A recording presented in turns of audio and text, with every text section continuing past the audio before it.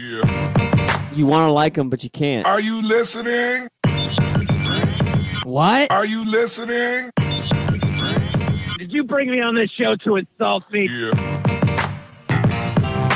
That's what I'm saying. That's what I'm trying to say. Yeah. Hey, y'all don't want it with us, man. You straight gangsters over here. Straight man. gangsters.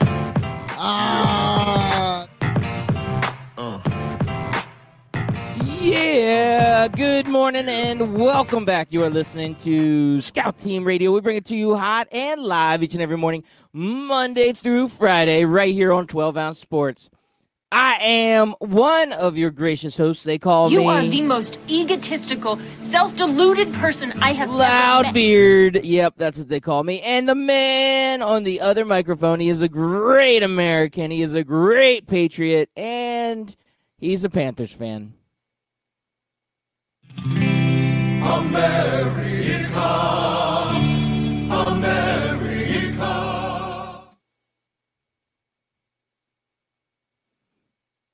And he likes to sleep in on Mondays. He's a sleeper inner.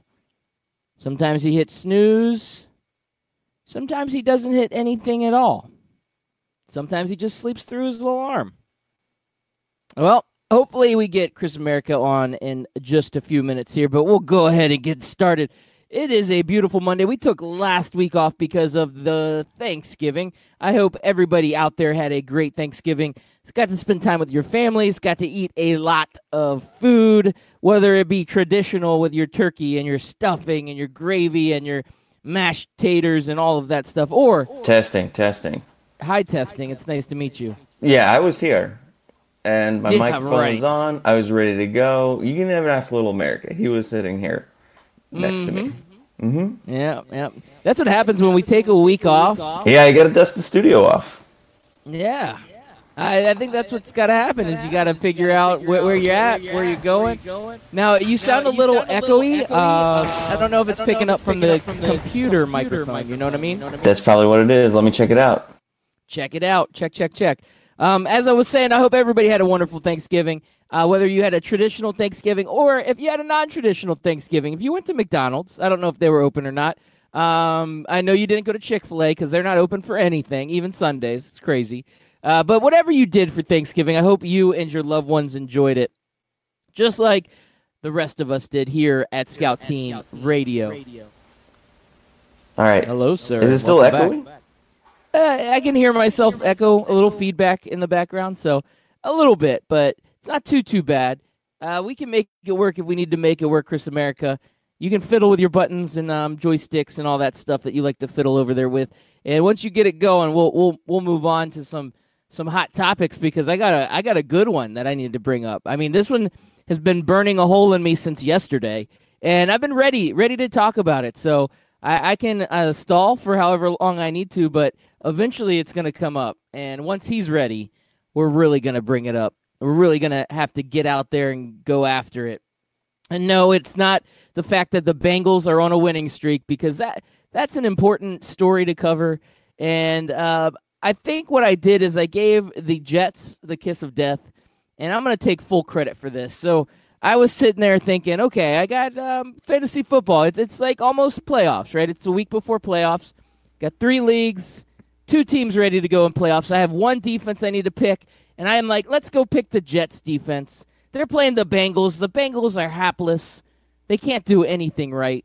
So might as well go out there, pick that Jets defense. It's basically going to be 15, 20 points no matter what because the Bengals suck so bad. And that was the kiss of death for the Jets defense. Cincinnati Bengals, they took it all. What you're saying is if you want the number 1 overall pick for your Washington Redskins, you have to pick the Bengals defense again. Yeah, that's not a bad way to put it, but here's the deal. And I'm glad you're back into this conversation because it's been burning a hole in me.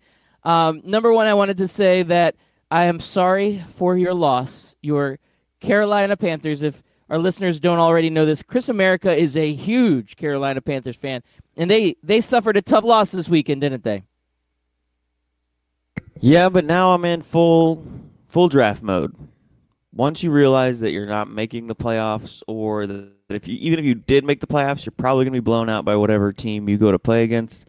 Now I'm looking at draft position, and each loss is actually a win. And when you lose like you have the last 2 weeks, it feels good to know, like, okay, so our team's not total garbage. We're just a few players away, so let's get better draft position so we can get those players. No, I see where you're going with that because I myself had lived that for the majority of the season. But Chris America, things have turned. Things have changed a little bit. First of all, the Washington Redskins now have 3 wins on the season. And that's a pretty good number right there, 3. It's too many to get a very high draft pick. It's too many wins to be right there at the top because the Bengals are sitting there with 1 win. The Giants have 2 wins. There's lots of teams with 2 wins. It's a really bad spot to be. It's a bad spot to be at 3 wins. I feel like we're not going to get that top overall pick, whether it be Joe Burrows or Chase Young. We can debate that later, but I don't know who it's going to be. But the Redskins aren't getting that top pick. They're not getting it. But you know what they have become, Chris America? What have they become? The hottest team in the NFC East. Oh. Is Yes. that what we're calling it now? The hottest team? Now, if you were in college football and you were a big name program, that could be good enough to get you into the playoffs just by being the hottest team.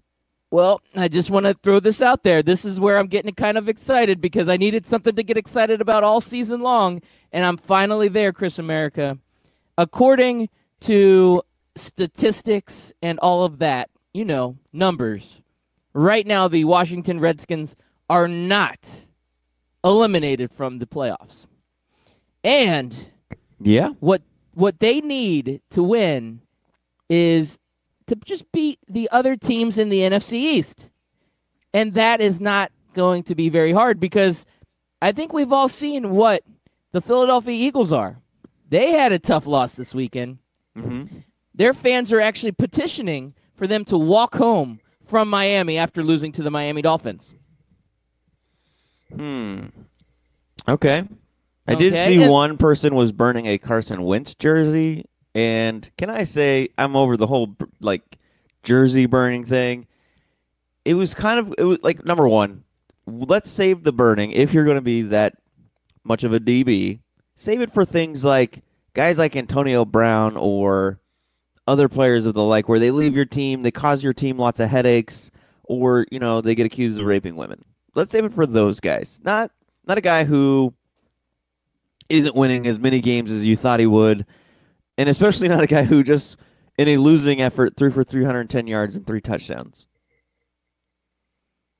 In a losing effort. Those were the key words there. I understand. The Eagles fans, they don't clearly like if the Dolphins are losers. scoring 37 points on you, I'm gonna say that that's not all on the quarterback.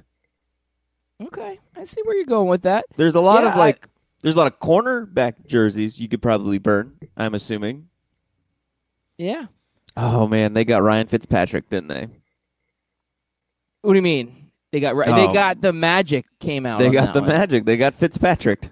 365 yards, 3 touchdowns. Yeah. touchdowns. This guy. I You mean, know, sometimes when the Fitzpatrick train starts rolling out the station, there's no stopping it. yeah, it's true. It's absolutely true. And he's found his favorite receiver. This is what he normally does. Once Ryan Fitzpatrick finds the guy, he doesn't let go. And for the Dolphins, Devontae Parker has been that guy. Like 7 receptions, 159 yards, 2 touchdowns, and he has been absolutely lighting it up with Ryan Fitzpatrick as his quarterback. So him and Ryan Fitzpatrick have got this really nice connection. And the Dolphins, they're kind of doing what the Redskins are doing, getting hot at the really wrong time, right? Like, you should get hot next season, not at the end of this season when you're trying to get a high draft pick. And it is interesting to see how this will play out because I mentioned to you that the Redskins are the hottest team in the NFC East. There is a chance, yes, albeit a small chance, there is a chance that the Redskins could win out. 4 games left in the season. They are right now at 3-9. If they win out, they could go 7-9. And it is not unheard of that a 7-9 team could win or go to the playoffs, right? That's what that Seahawks team with when Beast Mode was at his top of his game, that's what they were, 7-9. So all the Redskins need is a few losses from the Eagles and a few losses from the Cowboys. Do you think that the Cowboys and the Eagles right now in their current state would possibly roll off a few losses? I think they could. What do you think, Chris America? Well, I got some good news for you, Loudbeard. The last 4 games, the Cowboys, they play the Bears, who haven't been that great, but I feel like the Bears and the Cowboys have had the same exact season.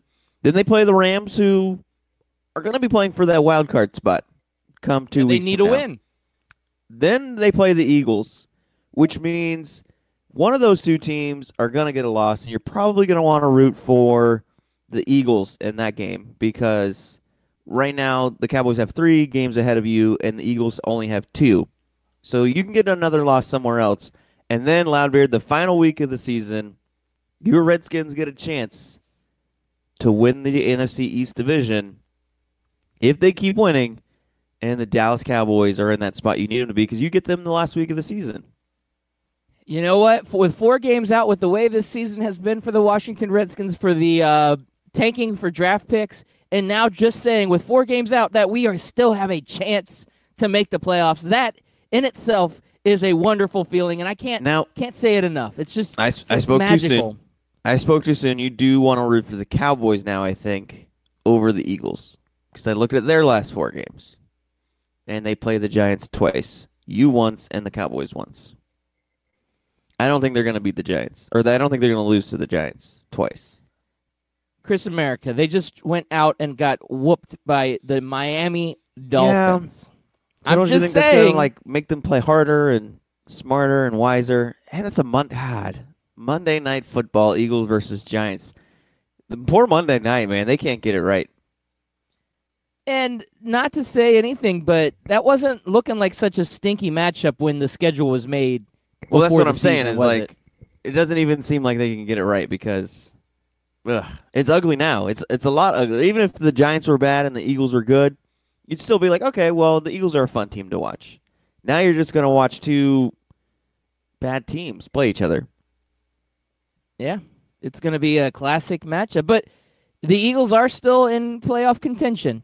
They have got to pull it together. I mean, this NFC East is such a total disaster. Well, I mean, the Redskins leapfrogged the Giants in the standings this past week. I'd have to look at the schedules and see if it'll ever work out this way. But are the Giants still in contention at 2-10?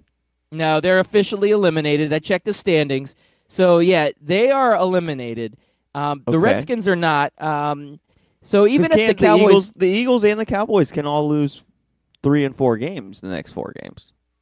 Yeah, the problem is the Cowboys and Eagles play each other. So I think that's where the math gets a little tricky. So they can't lose every game, each of them. And I think the Giants probably lost twice to the Cowboys already, so the Cowboys probably have the tiebreak. Yeah. See, with the Redskins did lose to the Cowboys once already, and but they get to play the Cowboys again. They get to play the Eagles again. So in that situation, I don't know if the and there's NFC still a chance record, you go 7-9 and the Cowboys go 6-10. Right. Now, if we both go 7-9, that's where that tiebreaker depends on how the record falls. So now to go back to Sack'em or Back'em, Cowboys missed the playoffs on top of the Redskins making the playoffs. That's a total Sack'em for Garrett, right? Oh, yeah. Garrett is already on that hot seat. I'm seeing articles written out there that say, oh, Jerry Jones has already got 2 guys in his sights. I mean, if we're already talking about the next guy, I think it's pretty much a foregone conclusion that Jason Garrett's going to be out. He's losing some tough games, and I don't see him surviving. I think what the last I heard is that he's got to make a late push in the playoffs, like maybe NFC Championship game or bust. And I don't know that I see this Cowboys team doing that, right? This doesn't look like a team that's built to go deep in the playoffs. Now, crazier things have happened, but yeah, I think Jason Garrett being gone is definitely something that's going to happen. And I think Lincoln Riley's probably going to be knocking on that doorstep, or Jerry Jones will be knocking on Lincoln Riley's door once all of the dust settles. Now, I don't know who took over for interim for your Washington Redskins, but is it a total Beckham if he makes the playoffs? Oh, wow, that's a great question. Bill Callahan, yes. Why not? You know what? Once you get a little bit of wins, you get it's contagious. You want to keep rolling with it. And this Washington Redskins team, I've got to say that I think the owner has learned from some past mistakes. Not all past mistakes. He's making some current mistakes. But one of the things that he did, and I think something that Jerry Jones is doing, that he's getting some criticism for, but I don't know that it's due criticism, is the fact that they're giving coaches more of a chance. The problem with Jerry Jones when he first took over ownership and Daniel Snyder when they first took over ownership is that they wanted to fire guys after a year and a half, give them the old Willie Taggart treatment, and not give them a chance to develop a team. And they did this with some good coaches. For the Redskins specifically, I remember Marty Schottenheimer was there doing a good job, but it was just not good enough. Like the ownership wanted a Super Bowl in year one, and when you don't get that, they let you go. And so they churned through lots of coaches year in and year out. So Jay Gruden was given a 5-year opportunity to make this team win. So whatever coach comes in next, I don't think they're going to have a short leash, but you know what I mean? They're going to have an opportunity to mold this team and make it into their own and get that opportunity. Jerry Jones did the same thing with Jason Garrett.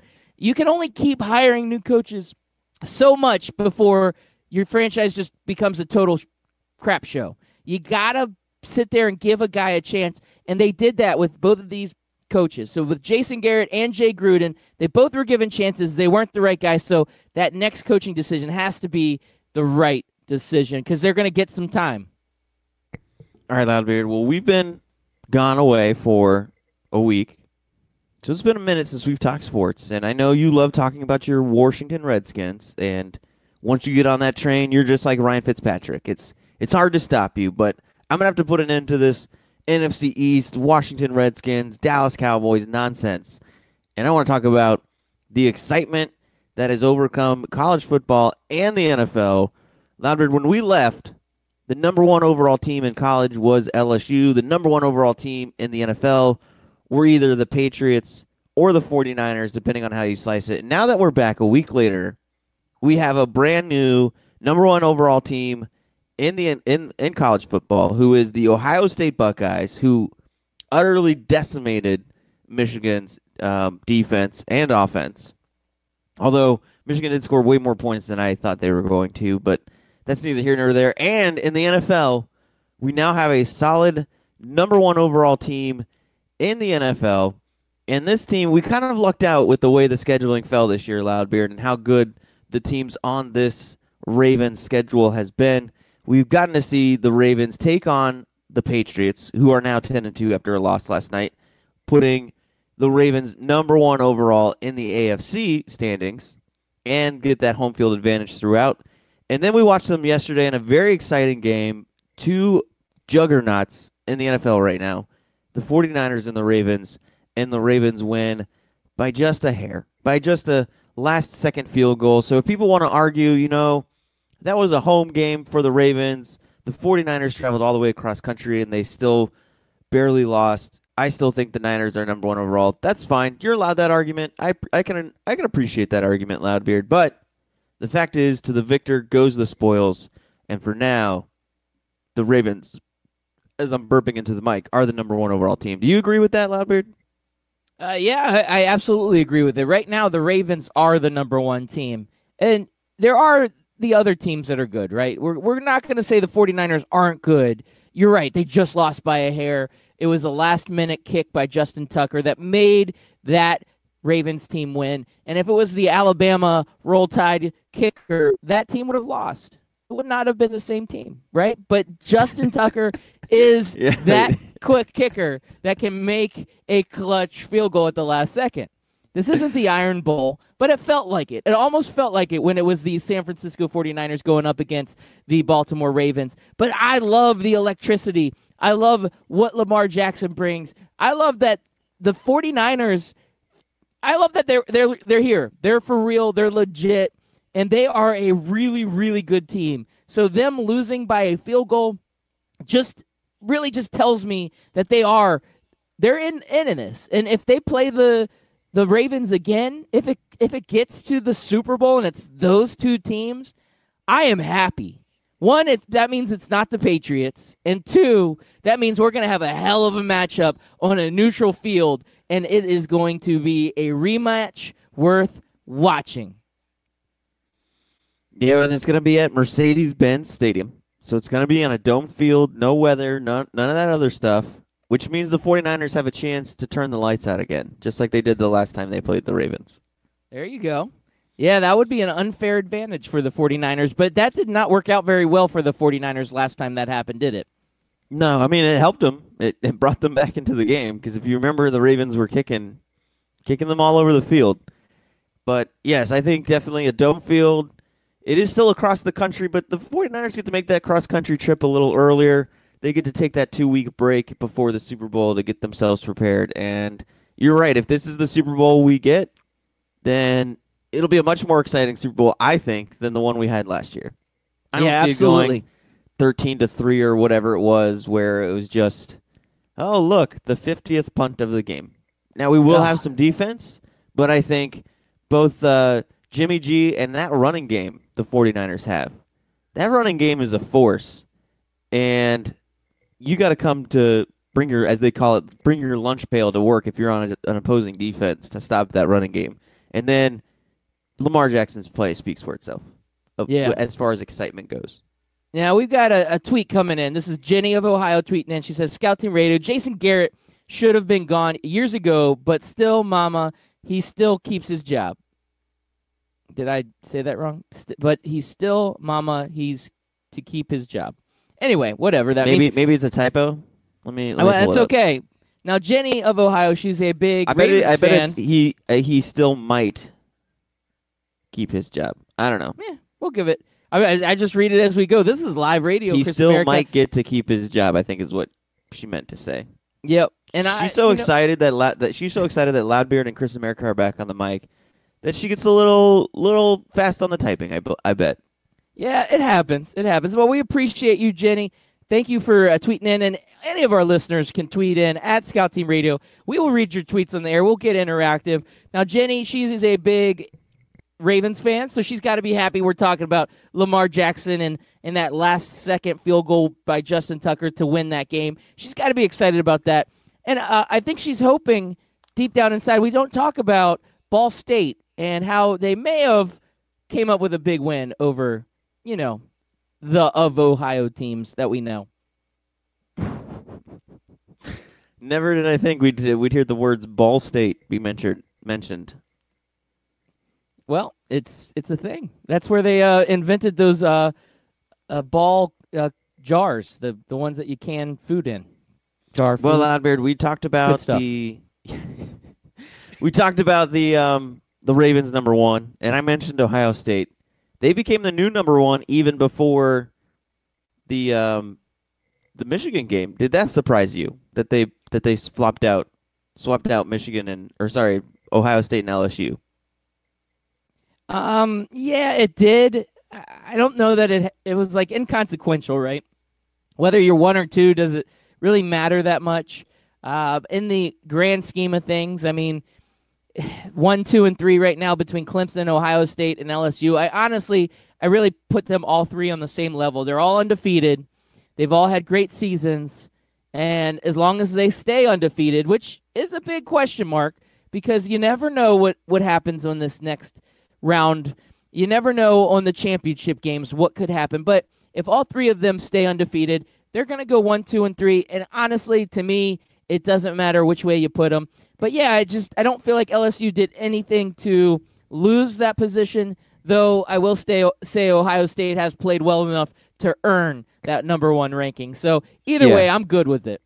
Well, I'm always Mr. Conspiracy when it comes to this college football playoff committee. And I really just think it's so simple of like, we can flop them now because there were no games of consequence to really justify it, but we'll also won't have a game of consequence to where people will be that upset if we do it later on. But what they're really wanting to do is to make sure LSU didn't play Alabama round one. They would want a LSU versus Alabama in the college football championship, so that way they can get their 2 SEC national title game again. They can't get that if LSU's 1 and Alabama's 4. So, and we're going back to the conspiracy. So now we see that Alabama's probably going to be out of it. Does this mean that if I like Georgia, how you still LSU said probably, and you're justifiably so to say probably, because I guarantee you the College Football Playoff Committee right now is figuring out ways to get Alabama back into this playoff. Yeah, I agree with that. Now, looking at the AP poll, that comes out, and it is the first time in 4 years that Alabama has not been ranked in the top 5 in the AP poll. Once again, Chris America, the first time in 4 years Alabama has not been ranked in the top 5 in the AP poll. And think That's about crazy. that. Alabama's lost a lot of games between those 4 years, and yet they still haven't found a reason to bump them out of the top 5. Yeah, and they're sitting pretty ugly right now. 2 losses. See, right now 2 losses doesn't get you in. Oh, dang, that's harsh, man. 2 losses. Yeah. 2 losses. That's not good. Not good. Yeah. They lose their starting quarterback. They lose games. Name Tua. They lose everything. They lose Tua. Tua. Now they can't even say that Tua was the reason why they lost. The kid that they put in there, what was his, Mac Brown or something like that? He was good. I think he had like 6 touchdowns. I mean, 2 of them were to another team, but yes, man, it Mac was 45 Jones, to 40. Whatever their quarterback name was, it was Mac something. Mac I think Jones. it's Jones. Mac Okay, Jones, yeah, I said Mac Brown. That's the coach. Yeah, Mac Jones, he had a great game. There are no defenses in the SEC. They don't exist anymore. Or really, they just never existed. We finally just have some good quarterback play and offensive calling. Yeah, the quarterback play has been pretty good. And you're right. I mean, the 2 touchdowns to the other team. I don't know if that really it makes you a good quarterback, does it? I mean, 6 overall does sound like a really high number. That sounds like a good number. I mean, he led his team to score, what, 45 points? Was the score 48-45? Yes, it was. 48 points. 45. Maybe we bet the over on the SEC championship game. Yeah, it's not a bad bet. Not a bad bet at all. I will say that was the highlight game of the weekend to me. Between all the NFL and college football. The Iron Bowl, again, does not disappoint. Both of those teams, when they talk rivalries, that's one of those rivalries where both teams show up every time. It's not a Michigan-Ohio State rivalry because, honestly, I don't even know if you can call that a rivalry at this point. But the Iron Bowl, no matter how good or bad either of those teams are, you know that you are going to get the absolute best from both of those teams. Neither team is going to give up, and it is going to be a photo finish at the end. And going to that game, or going back to that game, that last second play in the first half, wow. Nick Saban was about ready to lose his, well, he kind of did lose his cool, but I can't believe that actually happened. And when that happened and there was a field goal at the end of the game, and for those that did not watch it, there was a 1 second left on the clock, and they had to review a play. And when they reviewed it, it stopped the clock, and it gave Auburn a chance to line up and get a kickoff at the last second of the half. And the kick was good. And the final score of the game was 3 points difference, which was that one play at the end of the half. And I knew when that happened that would be the difference. And that's what Nick Saban would talk about. And that's what he talks about all the time. Anyway, hell of a game, Chris America. Hell of a game. Hell of a situation in college football. We might have that scenario of chaos that we talked about. And as I'm looking at the current AP Top 25, now that's not the same as the college football playoff. But as I'm looking at it right now, Loudbeard, I'm going to tell you how it sets up for the Florida Gators to get in. No, don't do that. We'll talk about that after a quick commercial break.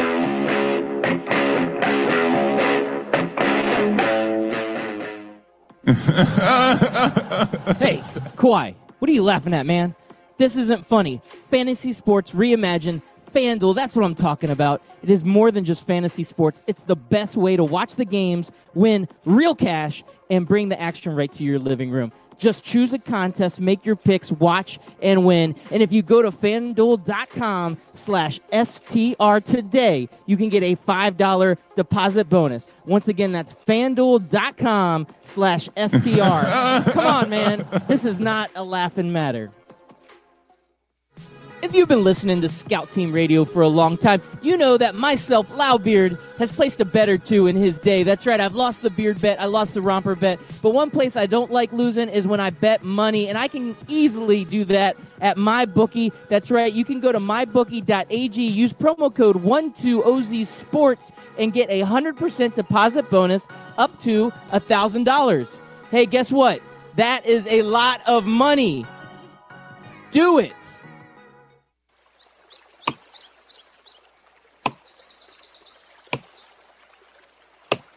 When I'm working hard, I build up a thirst for sports. That's when I grab a cold 12-ounce sports radio.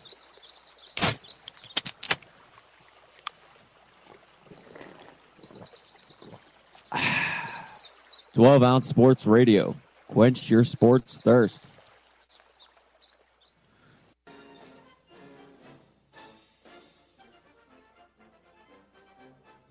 Hey everybody, it's your favorite Patriot, Chris America, and I want you to listen every single weekday, Monday through Friday, 6 a.m. to 7 a.m., and on replays from 11 a.m. to noon of Scout Team Sports. Listen, George Washington did not cross over the ocean blue in 1492 to defeat the Nazis, so you can listen to the same tired national clickbait sports stories. So once again, tune in to us every single morning, 6 a.m. to 7 a.m., and then we replay from 11 to noon. I will see you there, and God bless America.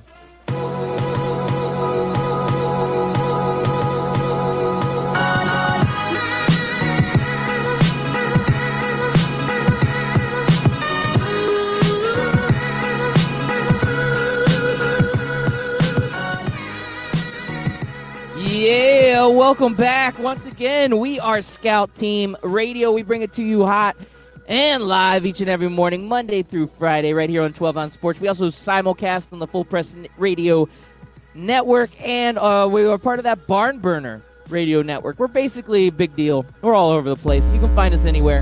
And if you don't catch us live, you can go ahead and hit up that podcast. That podcast is available anywhere you find your podcast. Apple Podcast, Spotify Podcast, Google Play, you know, any of those regular places. You can find us there.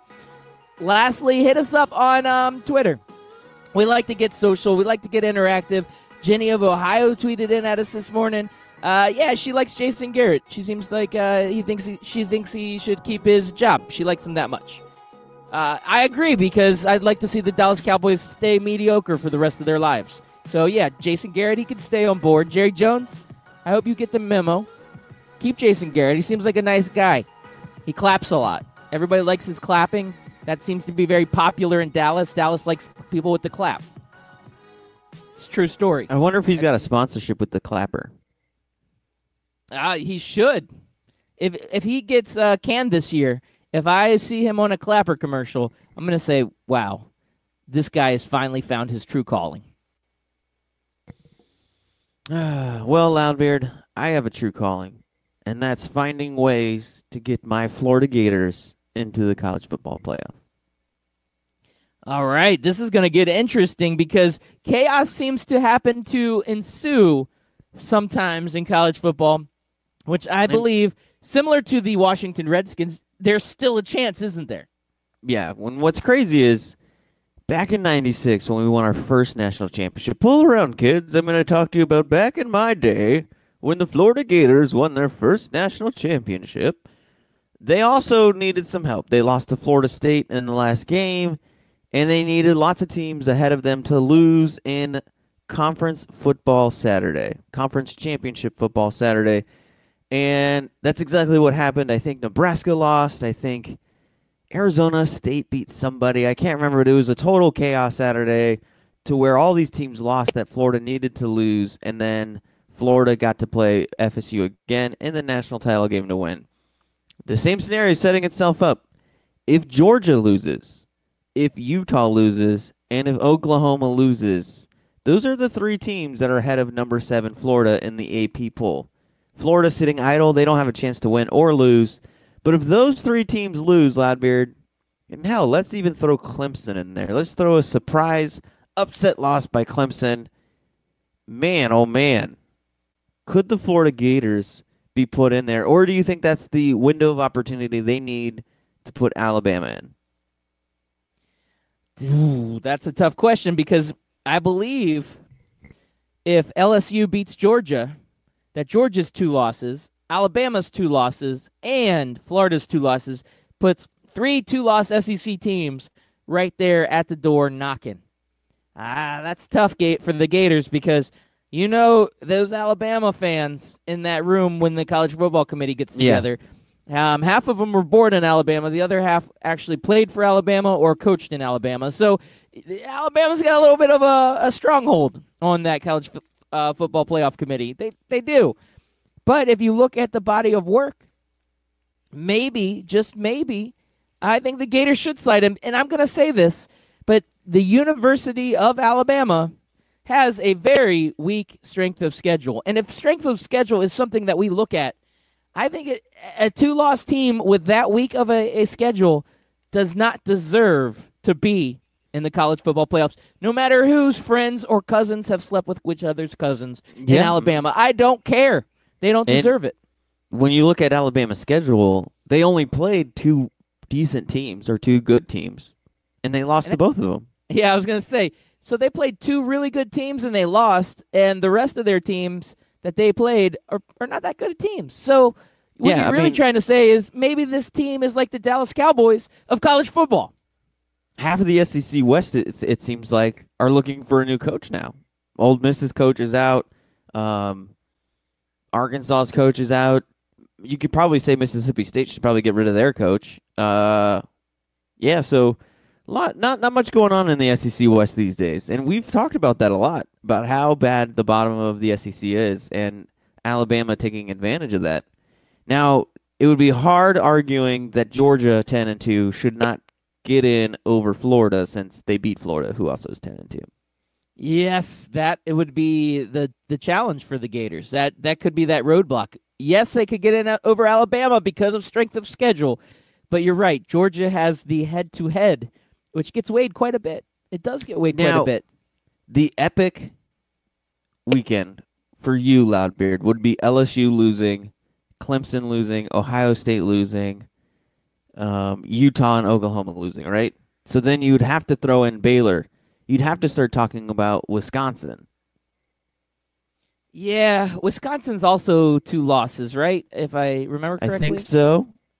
I'm pulling it up here in just a second. But what I want to know do you think Ohio State and LSU are sitting pretty no matter what? Do you think with the fact that everybody else has 2 losses and Ohio State, LSU, and Clemson are the only teams with no losses, that whether they win or lose this weekend, they're still in?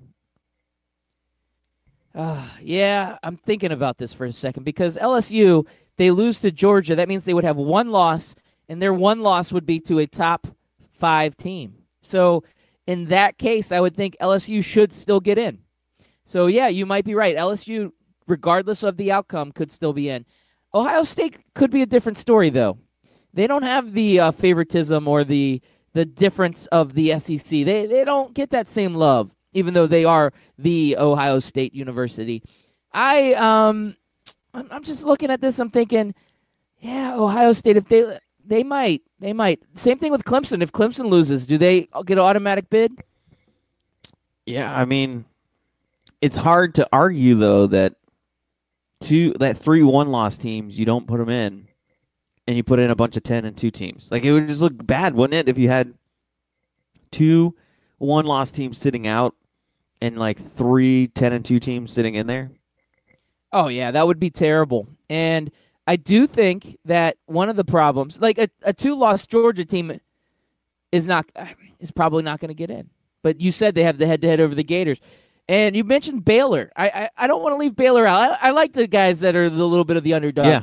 Out of all the 1-loss teams, they're sitting at the lowest, right? If I'm just looking at the AP poll right now, I don't know what those college football playoff committee guys are thinking about. Tomorrow night, that'll get revealed. But right now, I'm thinking, Baylor's 11-1. They actually have a pretty decent strength of schedule. Their one loss is to an Oklahoma team that right now is ranked 6th, and they are going to get a chance to play again, I believe, right? This is their championship game, isn't it? Oklahoma versus Baylor? Oklahoma versus Baylor. Whatchamacallit, the Big 12, I think they do their championship game right. They don't have divisions. They don't let you have your geographical location determine if you get to go to a championship game or not.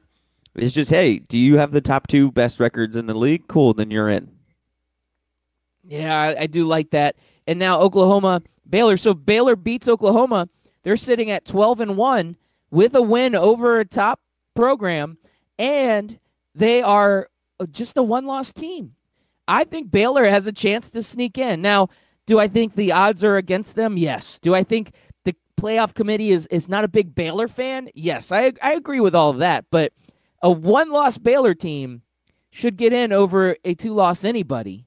And that right there is where the next challenge is, because on the AP poll, the Gators are ranked ahead of Florida. But I think ahead of Baylor. I'm sorry, yeah. Yeah, Florida is ranked ahead of Baylor. But even if Florida wins, I think Baylor with a win over Oklahoma should help leapfrog. But help leapfrog them, yeah. It should. It should. Any chance we see a playoff where it's featuring Utah and Baylor in the same playoff?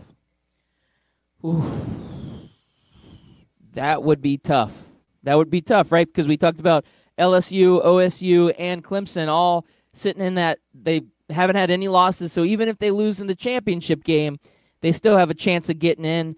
I don't know that we do. I think we get one. We might get one, but getting both is next to impossible. And you mentioned how Ohio State doesn't have favoritism. They do. It's just not over teams like Alabama or LSU. But their favoritism is definitely much higher than Utah and Baylor's. Oh yeah, Baylor and Utah are fighting an uphill battle right now. They aren't the blue bloods. I mean, even though Baylor kind of is, but ever since that Art Briles situation, Baylor's been kind of put back on the back burner. They're not the same team. They don't get the same love. No love. Even though I say that, I felt like they got left out of some college football championships in the past where they were pretty close. They were pretty close. Man, Alabama too. They suck. Glad to say that. Feel good about that. A weekend or a week where Dallas loses, Alabama loses. I mean, we're talking about 2 programs that I just enjoy watching them lose more than any other programs in the entire world. I mean, this was a great football week, Chris America. Yeah, and it's going to get even better, I think, next weekend with the college football conference championship games. We have 2 of them that are going to be round 2s. You got, like we mentioned, Oklahoma versus Baylor. Cincinnati versus Memphis is going to be a second round. They played this past weekend. So that should be an exciting game to watch. Can Memphis finally win an AAC title without UCF being in their way? It seems like they have to beat the East team twice in order to win the title every year. They really do, and that's tough. I mean, that's a tough billing right there because Cincinnati's a great team. Now, they just beat Cincinnati, but that was in Memphis. Now, this upcoming game, I guess, will be in Memphis also, right? So I think they've got the I don't know how advantage. They decide I don't know who has the better record or whatever to get that. I'm sure it goes to Memphis. Yeah, I believe Memphis will have it. So this is set up really well for Memphis. And if Memphis wins, they should be the team that gets the New Year's Six bid. Now, the only wrench to that works is a team like Boise State or App State that are sitting there around the same rankings. But I would think that a win over Cincinnati again would keep Memphis ranked high enough to say that no matter what Boise State or App State or any of these other teams do, it doesn't matter, that Memphis would be the highest ranked non-Power 5 or G5 or whatever you call these teams, even though they are just as good, but that would put Memphis in that spot. So it would be cool to see Memphis in a New Year's Six Bowl, and I would be rooting for them. I'd like to see what they could do. But they got to get past Cincinnati first. Yeah. It'll be an exciting weekend. It starts at, Friday night? I think it starts. I think the Pac-12 championship is Friday night.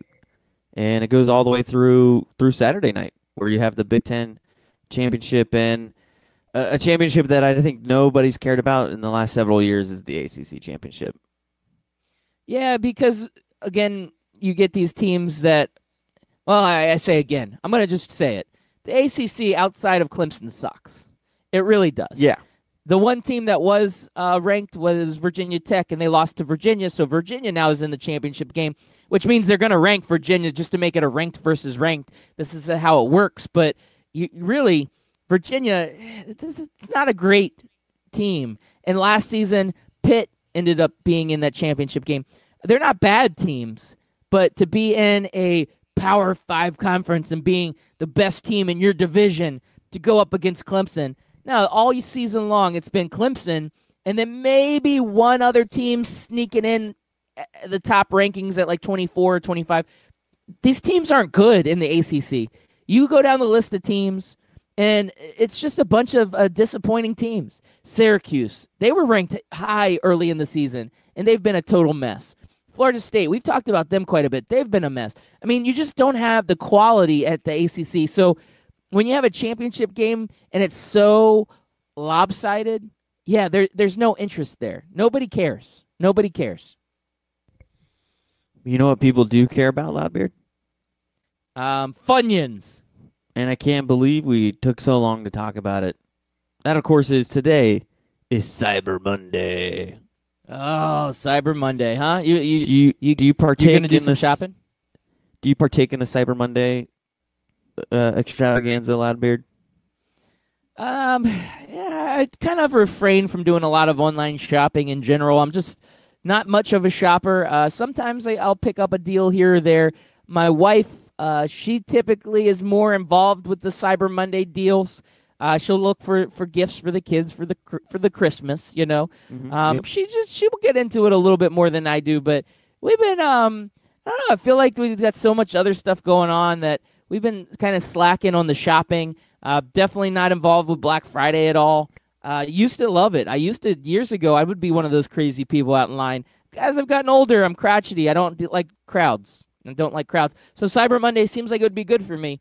But I also don't like shopping online. This is me being an old man on my front lawn. Wow.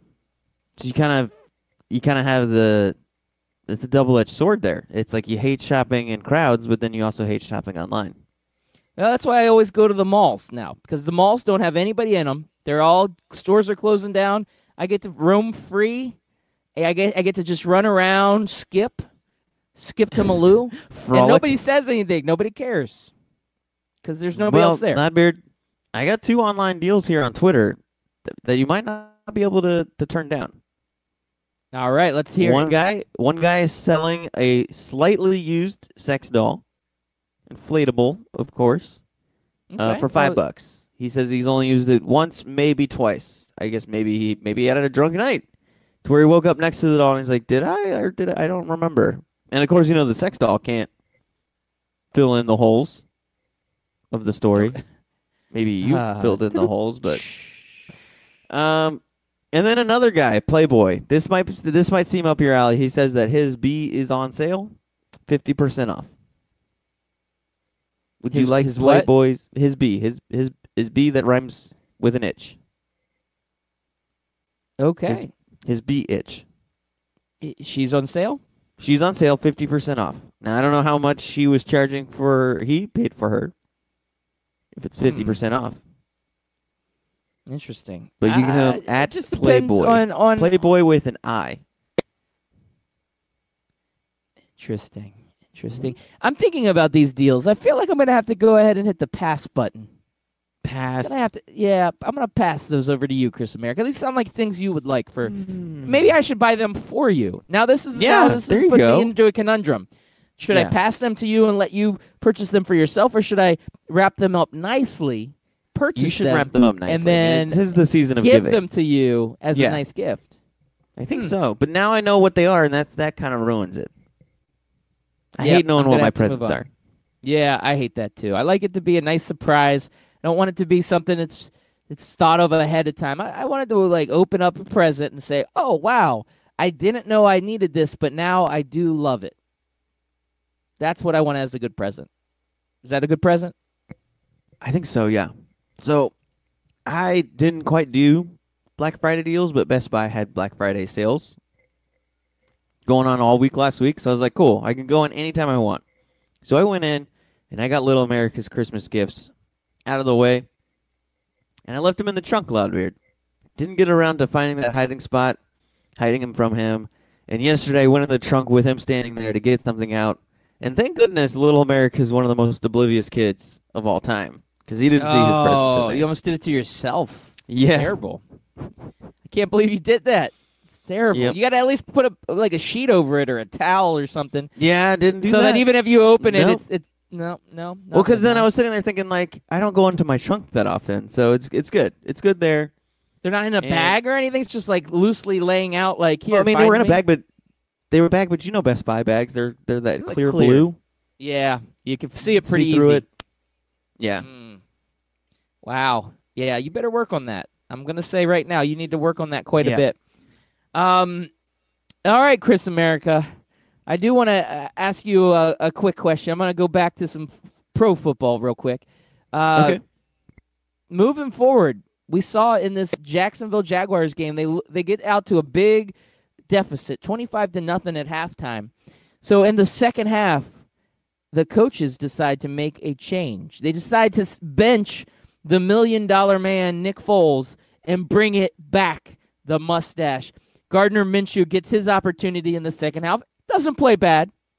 Has a pretty admirable outing. But for the Jaguars, you got 4 games left. You're already basically out of it because the Titans and the Texans are going to beat you, and you're not going to get that wild card spot. So you're looking at it and saying, I now get to see who we want to be the quarterback of our future.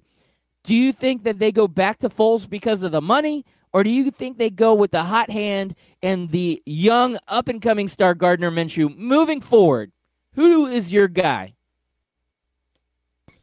Can I do a none of the above?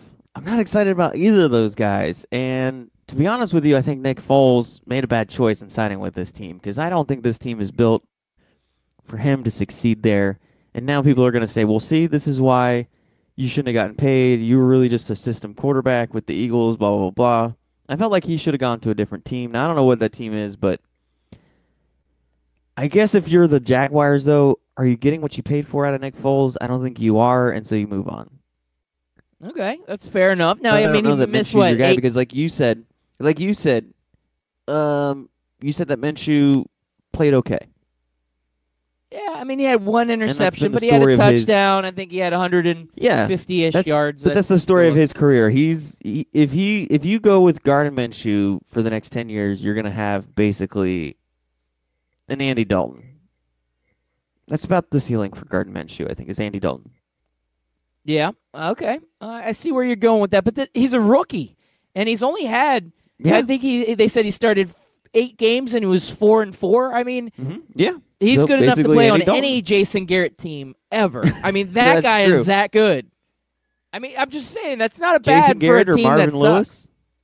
Yeah. Or he'd be a great John Fox quarterback. Yeah, Jeff A good- Fisher's calling him right now for a team that he hasn't even not even coaching for. He's probably looking for a job. And like, hey, I come with Gardner Minshew, package deal. All right, so that's that quarterback situation. Now, if the Eagles come calling in the offseason and want to trade for Nick Foles, do you think the Jaguars pull the trigger and move forward with Gardner Minshew? Oh yeah, for sure. Especially depending on what the Eagles offer up for Foles, but I don't see that happening. Well, I mean, it might be like just a 7th-round pick just to like make it work because the Eagles would be taking on that contract. I don't know. Carson Wentz is getting his jersey burned. Who knows? Here's another quarterback. I'm going to go back and forth. We're going college pro. It doesn't make any sense, but that's okay. That's why we're the scout team. 1 minute left. Felipe Franks announced that he will not be returning to Florida. He says that he will either be go to the draft or be a transfer next season. Are you going to miss your boy, Felipe Franks? Not in the slightest. Good riddance. Sayonara. Thanks for all you did, even though it wasn't much. But I'm ready to move on from him, and it is kind of interesting he's deciding to transfer. I think that means that that Dan Mullen and them have kind of told him, like, these are your options. We're going to roll with, what other guys we have on the team right now and everything else. But Loudbeard, before we head out, something exciting happened last night, and we can't let this go by without bringing it on. And it's the end of the show. Here it is.